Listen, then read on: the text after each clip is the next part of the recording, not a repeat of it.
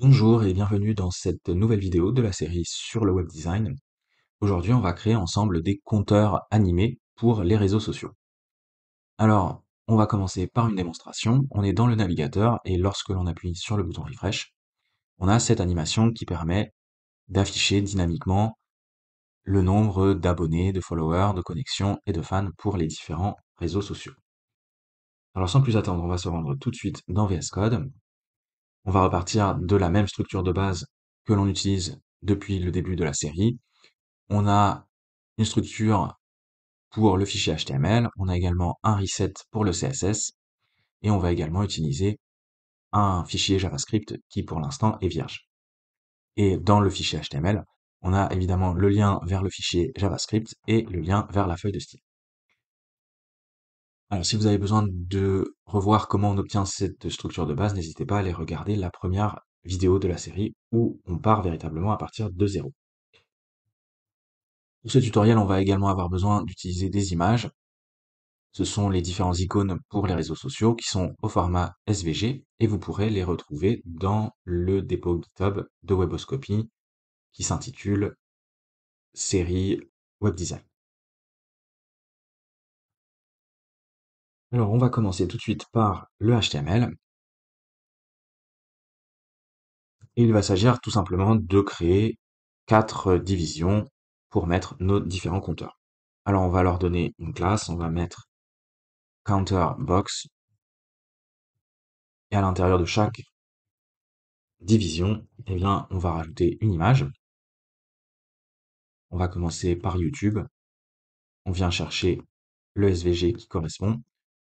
On ne va pas mettre de texte alternatif. Ensuite, en dessous de l'image, eh bien, on va mettre le compteur à proprement parler. Donc, on crée une nouvelle div avec une classe counter. Et ici, au niveau du texte, on ne va rien mettre pour l'instant. On va faire ça de manière dynamique avec JavaScript. Par contre, on va rajouter ici un attribut que l'on va appeler data_target. Et pour cet attribut, au niveau de la valeur, on va aller mettre le nombre d'abonnés que l'on souhaite atteindre pour YouTube avec notre compteur. Donc on va dire par exemple que l'on souhaite aller jusqu'à 3700 abonnés avec YouTube, et on va utiliser par la suite cette valeur avec JavaScript pour créer l'animation. Ensuite en dessous, on a juste à rajouter le texte, comme ceci. Et maintenant, on va pouvoir faire la même chose pour les autres compteurs. Donc je vais venir dans l'application terminée, et je vais simplement coller les 3 autres divisions. Comme ça va nous éviter d'avoir à taper le texte ensemble. Donc c'est exactement la même chose, juste on adapte pour chaque réseau social, on change l'image, on change la target et le texte également. Et voilà, c'est tout pour le HTML. Alors on va pouvoir déjà lancer notre fichier avec Live Server. Et voilà ce que l'on obtient pour l'instant. Pour le CSS, ça va être très simple. On va tout de suite retourner dans VS Code. On va aller se rendre dans la feuille de style et on va commencer par styliser le body. Comme d'habitude, pour le body, on va faire en sorte qu'il s'étende au minimum sur toute la hauteur de la page, donc 100% du viewport height au minimum. Ensuite, on va également changer la couleur de l'arrière-plan avec ce code hexadécimal. Ensuite, on va également changer la couleur pour tout le texte de la page et on va aller choisir cette couleur, Deep Sky Blue. On va également changer la famille de police et on va vouloir centrer tous nos compteurs au milieu de la page. Donc pour ça, on va mettre un display flex et on va venir centrer les éléments aussi bien verticalement que horizontalement. On sauvegarde et si on retourne dans le navigateur, voilà ce que l'on obtient pour l'instant. Alors maintenant, on va pouvoir rajouter du style sur chacun de nos compteurs et on va commencer par espacer les compteurs. Donc ici, on vient chercher les counter box et pour espacer chaque box, eh bien, on va rajouter du padding comme ceci. Si on retourne dans le navigateur, on a bien nos différentes boxes qui sont espacées. On pourrait également centrer le texte en dessous de l'image. Donc ici, on va juste rajouter Text Align et on va mettre Center. Si on retourne dans le navigateur, on a bien notre texte qui est centré. Alors maintenant, on va pouvoir s'occuper des images qui sont un peu petites. On va aller chercher les icônes et on va juste changer la taille. On va mettre 7 rem en hauteur et en largeur. Si on revient dans le navigateur, voilà ce que l'on obtient. Alors on pourrait également styliser le texte qui va s'afficher pour les compteurs. Pour bien voir ce qui se passe, on va retourner dans le HTML et on va mettre du texte ici, comme ceci. Et vous voyez que le texte pour les compteurs est un peu petit, donc on va pouvoir changer tout ça. On va revenir dans le CSS et on va juste aller chercher le texte des compteurs et on va changer la taille de la police. On va mettre 4 frames. Si on revient dans le navigateur, cette fois-ci, on a bien le texte qui s'affiche avec une taille convenable pour les compteurs. Alors on pourrait également s'occuper de la version mobile. On va juste venir ici dans le CSS, rajouter un media query. Au niveau du breakpoint, on va mettre 768 pixels. Et donc toutes les propriétés que l'on va rajouter à l'intérieur de ce media query ne vont s'appliquer que pour les appareils dont la largeur ira jusqu'à maximum 768 pixels. Et nous, dans ce cas, ce que l'on va faire simplement, c'est qu'on va prendre le body et on va changer la direction du display flex. On avait rajouté un display flex sur le body. Par défaut, il est en ligne. Et nous, on va changer la direction. On va mettre en colonne. On sauvegarde. Et si on revient dans le navigateur et que l'on inspecte la version mobile, voilà à peu près ce que l'on obtiendrait pour notre compteur. Simplement, on a changé l'orientation du display flex. On est passé de ligne à colonne. Voilà, alors maintenant, on va pouvoir juste se débarrasser du texte que l'on a mis en attendant, puisque on va pouvoir faire ça désormais avec JavaScript. Alors c'est parti pour le JavaScript. On va se rendre dans le fichier app.js et on va commencer comme d'habitude par créer notre fonction principale initApp. Ensuite, on va rajouter un écouteur d'événements sur le document. Et lorsque le contenu du DOM est chargé, eh bien, en callback, on va aller déclencher notre fonction initApp. Ensuite, on va aller récupérer nos différents compteurs. On crée une variable et on utilise la méthode querySelectorAll pour aller récupérer les compteurs. On va aller les récupérer par la classe counter.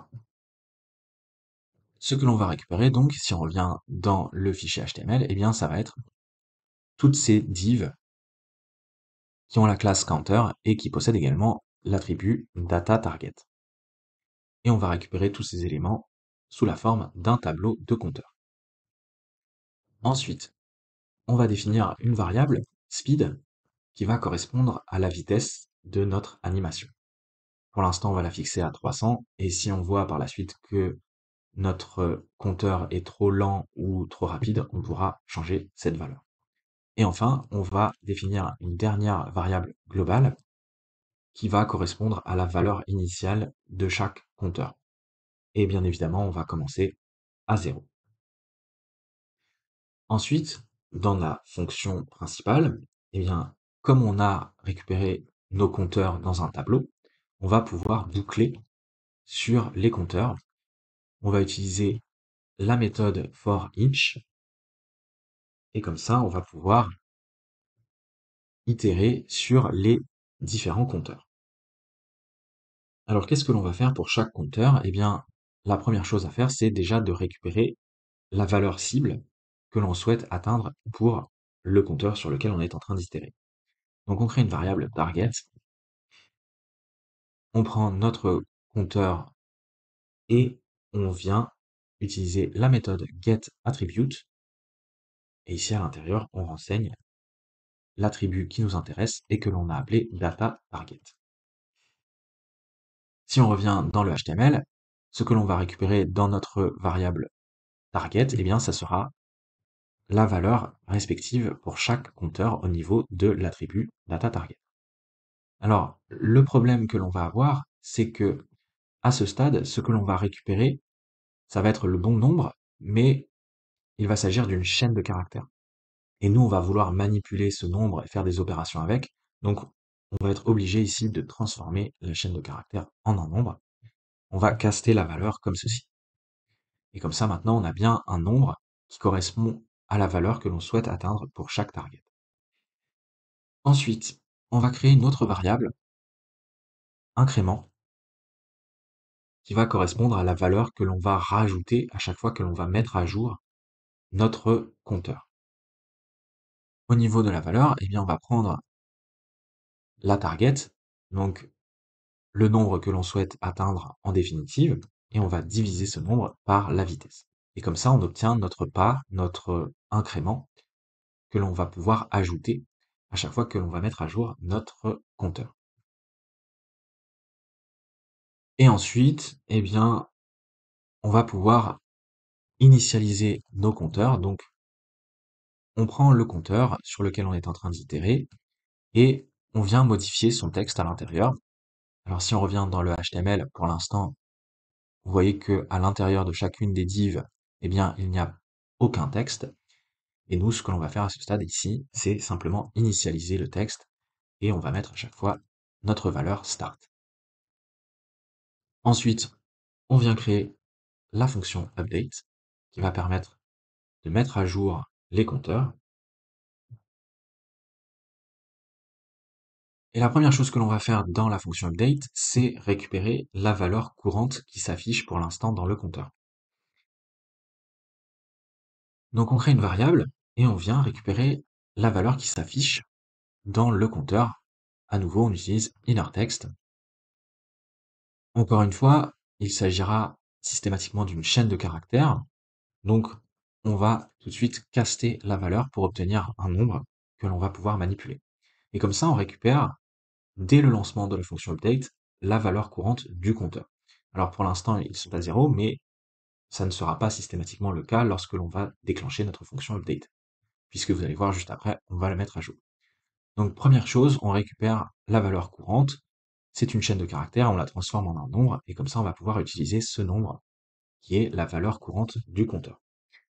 Ensuite, eh bien, on crée simplement une condition et on vient regarder si la valeur courante est inférieure à la target, la cible, le nombre que l'on souhaite atteindre en définitive. Si c'est le cas, si la valeur courante est bien inférieure à la target, eh bien, on va modifier le texte du compteur. Et au niveau de la valeur, eh bien, on vient passer la valeur courante à laquelle on rajoute notre incrément que l'on a défini plus haut. Alors le problème, c'est que l'incrément, eh bien, comme on divise la target par la vitesse, parfois il est possible que l'on obtienne des chiffres à virgule. Donc nous, on va éviter ça. On va utiliser la méthode pour plafonner et comme ça, on aura systématiquement des chiffres ronds. Une fois qu'on a mis à jour le texte de notre compteur, eh bien, on va utiliser un timeout. On va attendre un tout petit peu, une milliseconde, et juste après, on va redéclencher notre fonction update. Et donc cette fois-ci, lorsque l'on va la redéclencher après l'initialisation, eh bien, la valeur courante ici ne sera plus à 0. Elle aura été incrémentée. Autrement, eh bien, ça veut dire qu'on a atteint la target. Donc tout simplement, on prend